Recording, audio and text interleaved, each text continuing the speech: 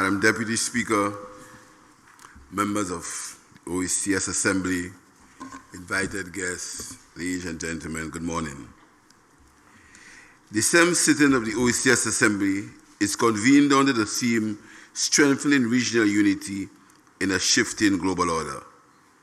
We must be careful in considering this theme to resist the notion that somehow our integration is dictated by the international order, rather than that we are ultimately responsible as representatives of the people to chart the destiny of our region. For small states like ours, there is never a time when we can rest on our laurels. There is never a time when we can take for granted our achievements, no matter how great we deem them to be. The entry into force of the revised Treaty of Basta in 2011 was marked as a significant milestone for the Oecs, and indeed it was. But in the context of the regional integration process, that is the economic union the realists among us would see as an achievement in its pure, unvarnished form, as the legal springboard from which to launch the most significant regional development initiative for our Oecs member states. It is the basis for transformation of the economies and societies of every member state, and the foundation on which we undertake to construct a region that will stand the test of time. Recently, with changes in our geopolitical environment, the opinion that has been expressed that now more than ever, we must give impetus to regional integration and collaboration, whether at the level of the Oecs, CARICOM, or the Association of Caribbean States. I am of the view that the integration of our region should not be reliant on external factors, but rather on our own appreciation of a pan-Oecs, pan-Caribbean approach, an imperative to our very survival, given particularly that we rank among the smallest and most exposed countries in the world. The fact is, the global order has, for many years, been in a flux.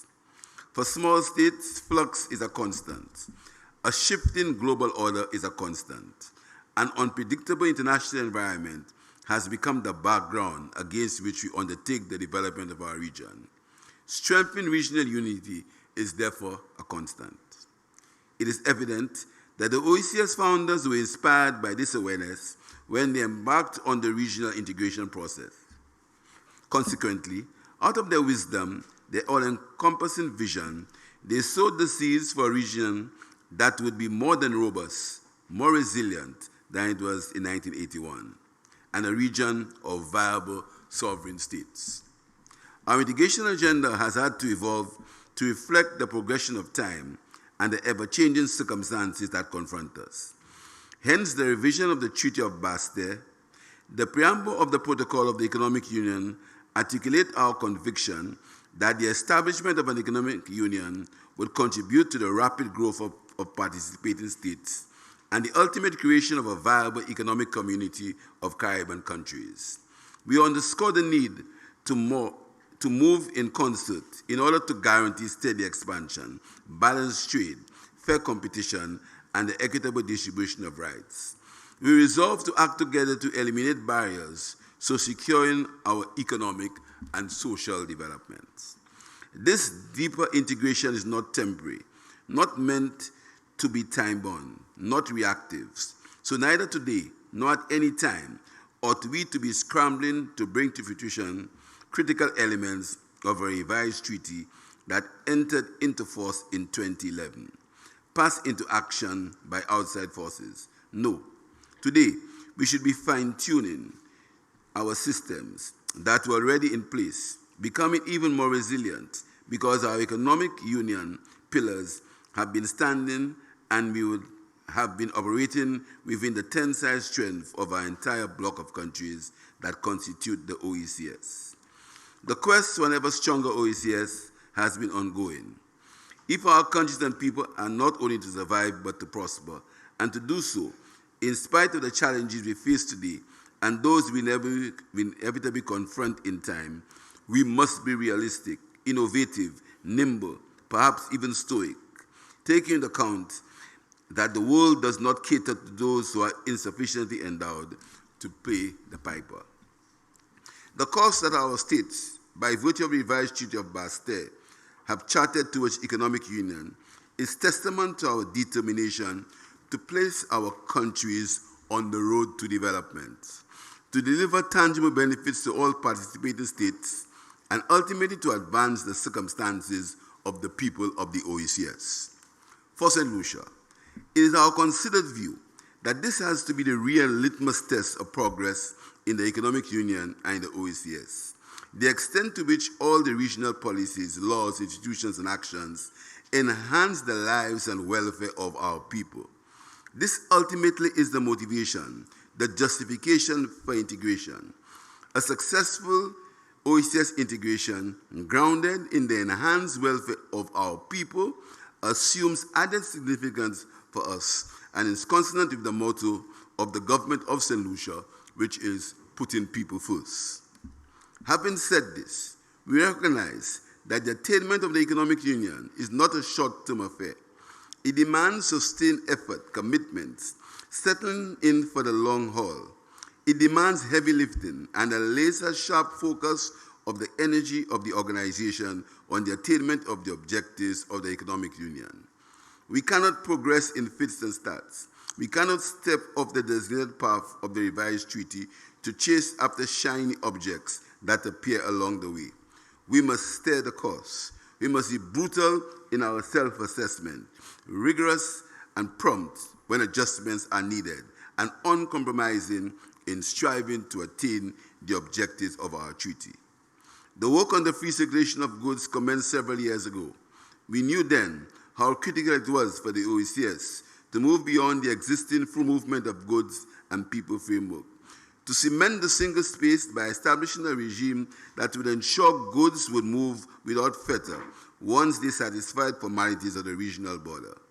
I will not dwell on the tardiness that has attended the introduction of this regime. Suffice it to say, the free circulation of goods is a natural corollary to the free movement of people and the establishment and operation of businesses in the single financial and economic states. We must get it done.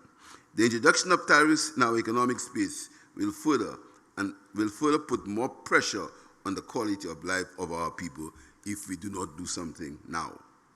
And importantly, we must do so with the collective responsibility of this assembly and the assembly of the Oecs parliamentarians.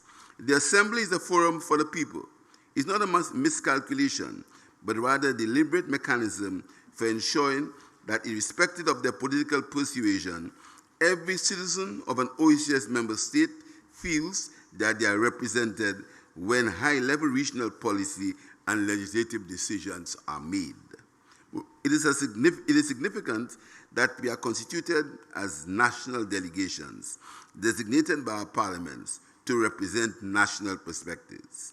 In this vein, today, we'll consider 5 bills necessary for the implementation of the free circulation of goods regime: the Oecs Animal Health Bill, the Oecs Plant Protection Bill, the Oecs Food Safety Bill, and the Oecs Standards Bill, and the Oecs Customs Control and Management Bill. Our respective cabinets have considered as necessary and sufficiently sound to merit our deliberation by this august body today. Barring any dissent, each of our delegations will return to Capital and submit the bills with a recommendation for enactment in our national laws. Moving forward, we are all aware that the work continues. We will soon have to consider the legislation on rights contingent to free movement of people, as well as the completion of the architecture for the Oecs Customs Union, including harmonizing the border tax structure and the border management structure and systems. It is my sincere opinion and my expectation that we will attach the warranted urgency to this exercise, ensuring that presently the free circulation of goods regime is able to function, and we bridge the existing divide between the full and unhindered movement of people and of goods in the single space. Let us always remember that we are here to represent people and to ensure that they have a better quality of life. I thank you. Thank you very much, Honourable Prime Minister of St. Lucia, Chairman of the Oecs Authority. As a matter of